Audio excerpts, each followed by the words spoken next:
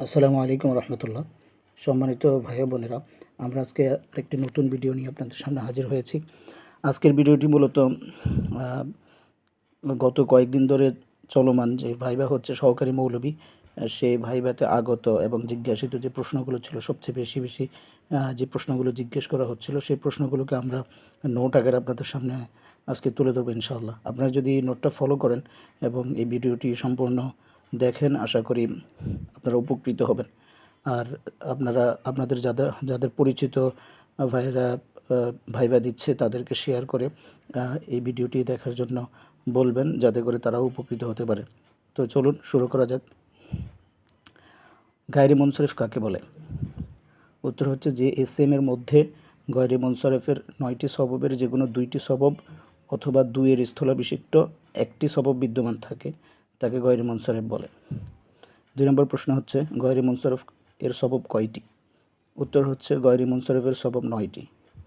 আদাল, ওয়াসফ, তানিস, মারিফা, ওজমা, জামা, তারকিব, ওজনুল ফেল, আলিফ নুন জায়েদা। 3 নম্বর প্রশ্ন, মিশকাতুল মাসাবিহের লেখক কে? মিশকাতুল মাসাবি, এখানে মূলত গ্রন্থ দুইটা, একটা হচ্ছে মিশকাত আর একটা হচ্ছে মাসাবিহ। তো মিশকাতের লেখক হচ্ছে ওয়ালিউদ্দিন মোহাম্মদ ইবনে আবদুল্লাহ তিবরিজি। মিশকাতুল মাসাবির অর্থ হচ্ছে, মিশকাত শব্দের অর্থ হচ্ছে চেরাগদানি, আর মাসাবি শব্দের অর্থ হচ্ছে প্রদীপ। অন্যদিকে মাসাবিয়ার লেখক হচ্ছে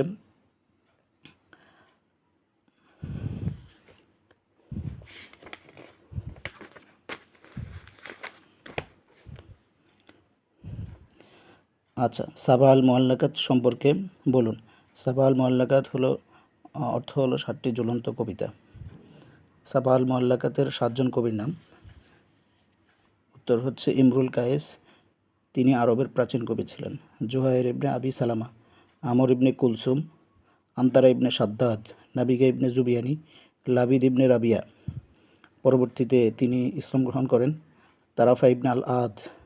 7 নম্বর প্রশ্ন, মিরাজ সম্পর্কে দলিল কি?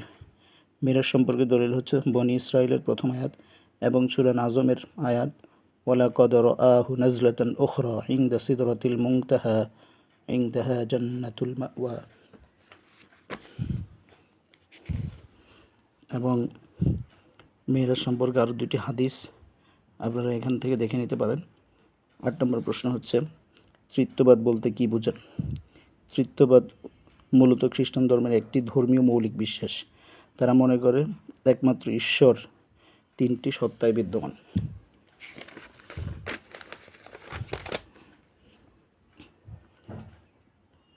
God the Father, God the Son, Holy Spirit, অর্থাৎ ঈসা মরিয়ম ঈশ্বর।